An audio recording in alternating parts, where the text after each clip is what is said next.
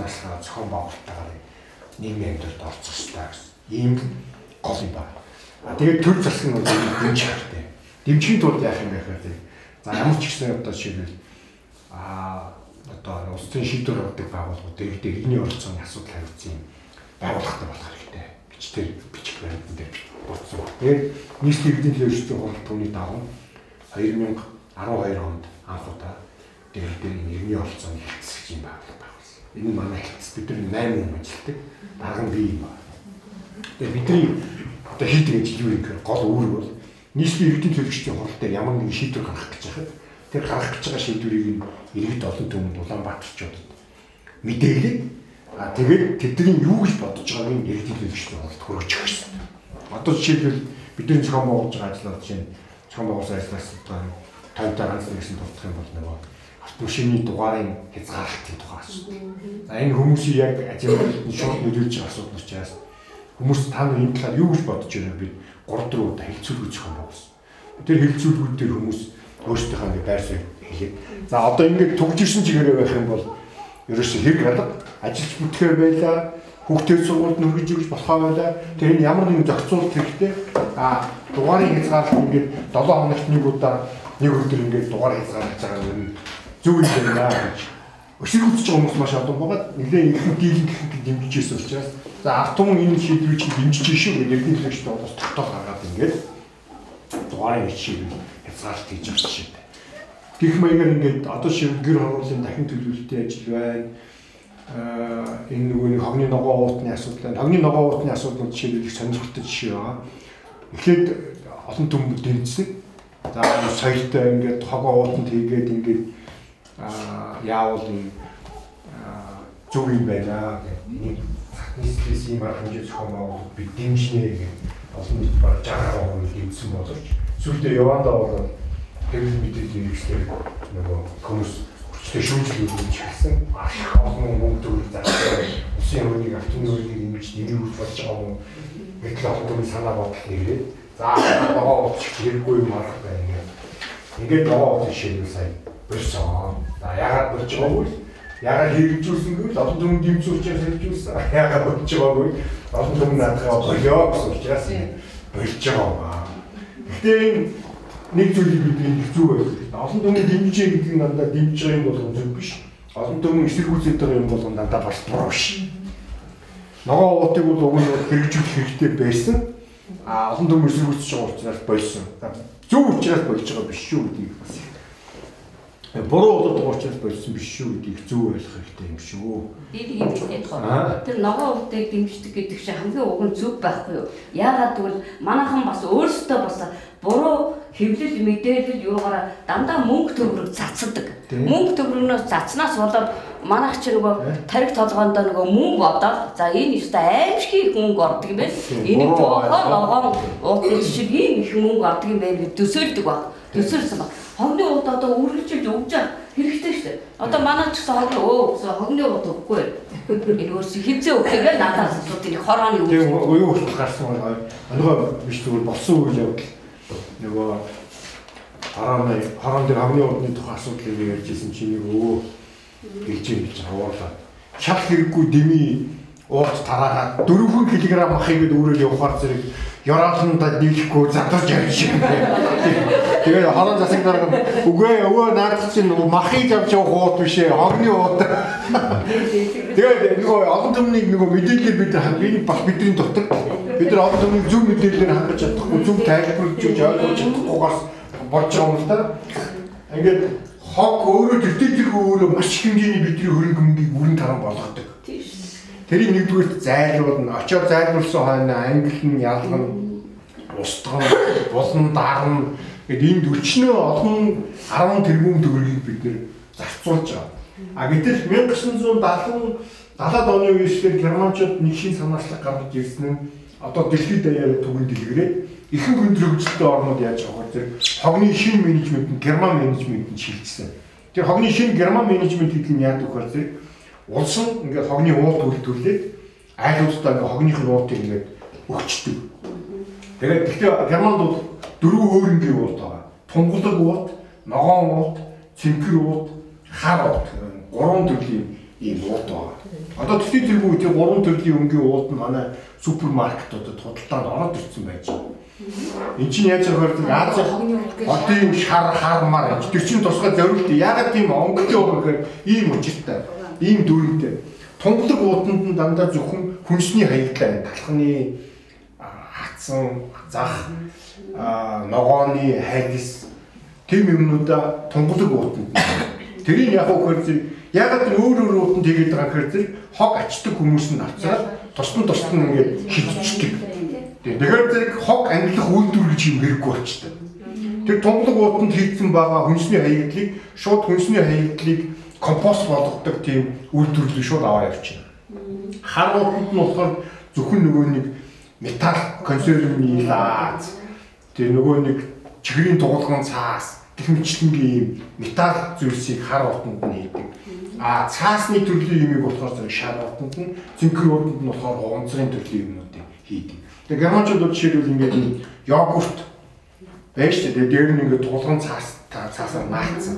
Тэр ингээд туулган цаасыг хуулж аваад долоочход тэр нөгөө туулган цаасын нөгөө хар ууд руугаа юм. Нөгөө хунцрын сав нь болохоор зэрэг таргийн нийтчээ өөрөө гэртээ аяг угааж байгаа юм шиг заавал угаасныхаа дараагаар тэр хунцар уудныхаа сав руу нь хийгээд одоо ингээд 20 жилийн турш ингээд хөвшсөн байгаа. Саарсаар байгаа. Яагаад ингэсэн бэ гэвэл мөнгөө хэмнэ.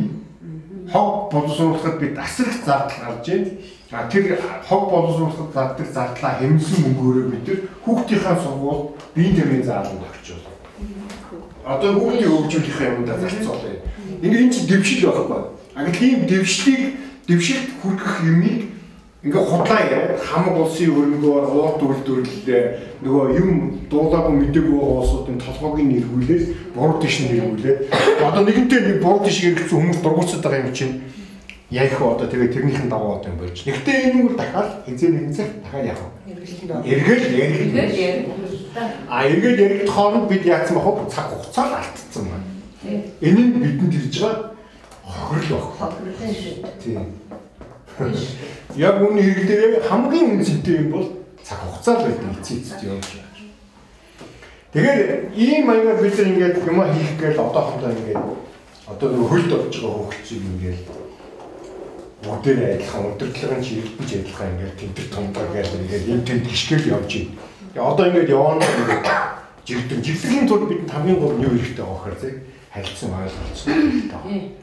Тэгэхээр одоо яг ийм ажлыг тааныхын хүчин дээр тулгуурдаж бид иргэдийнхэн дунд зохион байгуулдаг тийм юмд орох хэрэгтэй байна л да.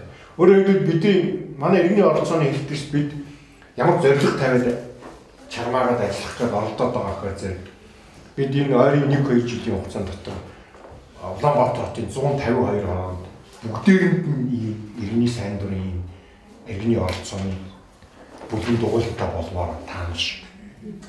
Өөрсдөө сайн дураараа энэ иргэний оролцоо шууд авч дэмжиж яаж байгаа. Энэ хүмүүсийг бид юу хэлэх гэж байгаа вэ? Бид өөрсдөө дэмжүүлэх гэдэг юм биш.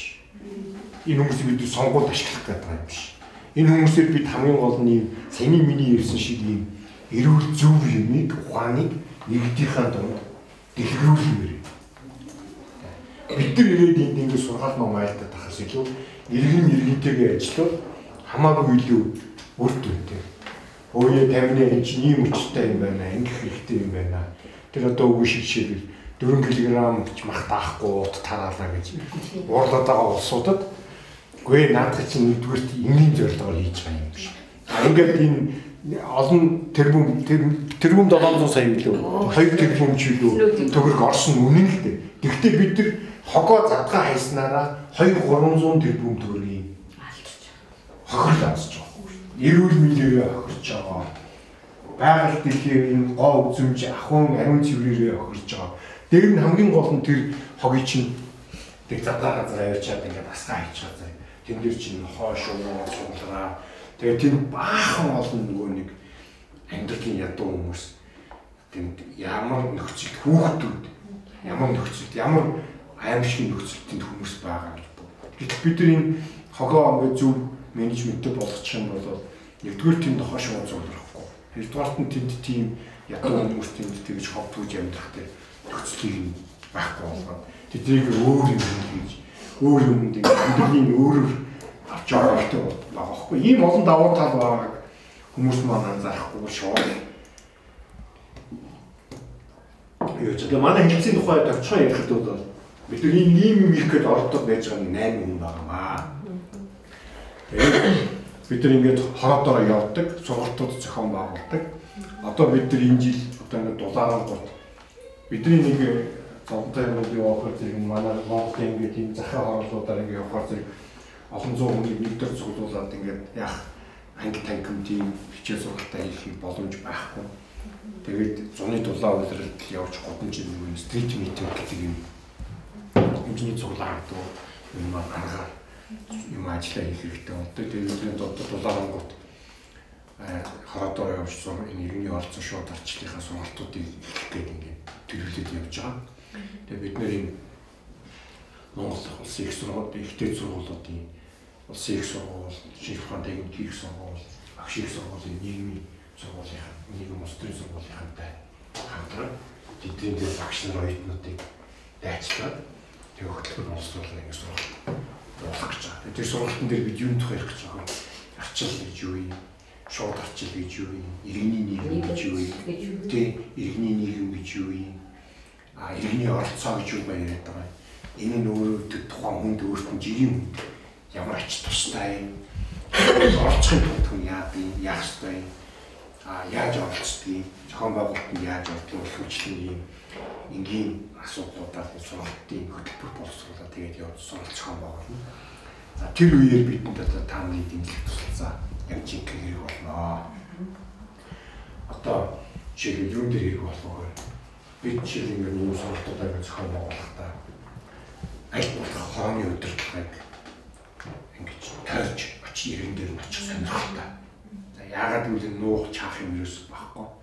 Манай 152 хорон дээр баг 152-нд нь байдаг нэг ноцтой дутагдал муу зүйл бол хорооны удирдлагыг гитгэх ус төрчихсөн байна. Тэгээд хорон дээр улс төрийн хамгийн бүх хорон танаа хоронд ч байгаа. Бүх хороонд нэг улс төрийн ноцтой дутагдал буруу зүйл юу байгаахаар хүмүүс ингэж хагацсан, ботцсон, тагцсан. Ардын намынхан онцлол нам. Тэрнийхэн хуучин засаг даргийнхын шинэ засаг даргийнхын тойтлынхан уртлынхан гэдэг ингээд хуваагдсан байдаг. Тэгээ хорооны удирдлагаар дамжуулаад ингээд юм зохион байгуулах гэхээр хорооны удирдлага бүгд адилхан нэг сонирхолтой. Өөрийнхөө талын хүмүүс юм зөвлөө.